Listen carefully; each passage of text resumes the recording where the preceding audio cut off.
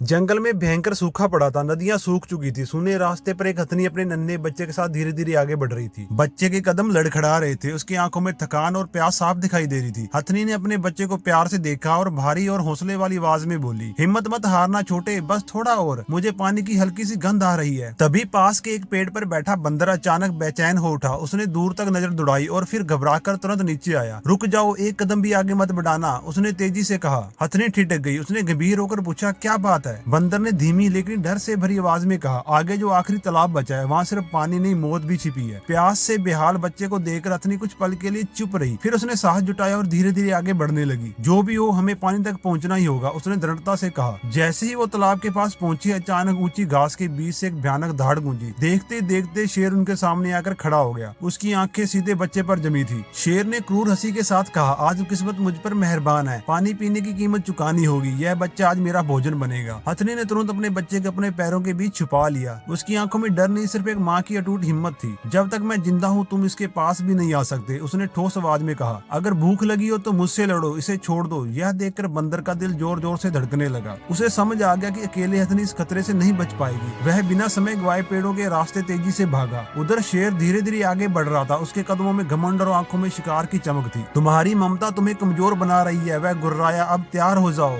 जैसे ही शेर छलांग लगाने के लिए झपटा, उसी क्षण जंगल में एक जोरदार चिघाड़ गूंजी। जमीन जैसे कांप उठी। एक विशाल हाथी पूरी ताकत से दौड़ता हुआ वहां पहुंचा और अपनी सूंड से शेर को जोरदार झटका देकर दूर उछाल दिया। शेर जमीन पर गिरा और कुछ पल के लिए संभल नहीं पाया। हाथी उसकी ओर बढ़ा। उसकी आंखों में आग जल रही थी। कायर वह गर्जा, प्यासी और कमजोर पर हमला करना शिकार नहीं, पाप है। जब तक मैं खड़ा हूँ इस परिवार को कोई छू भी नहीं सकता। शेर ने उठकर हाथी को घूरा, लेकिन उसकी ताकत और गुस्से के सामने टिक पाना उसके बस की बात नहीं थी। वह धीरे धीरे पीछे हटा और जंगल की अंधेरी गहराइयों में गायब हो गया। खतरा टल चुका था। हथनी ने रात की सांस ली और अपने बच्चे को प्यार से सहलाया। फिर वह हाथी की तरफ मुड़ी। उसकी आंखों में हाथी के लिए सम्मान था। आज तूने हमारी जान बचाई, मैं तुम्हारा यह एहसान कभी नहीं भूलूंगी। दोस्ती में एहसान नहीं होता, उसने शांत स्वर में कहा, और एक माँ की ममता की रक्षा करना तो हमारा फर्ज है।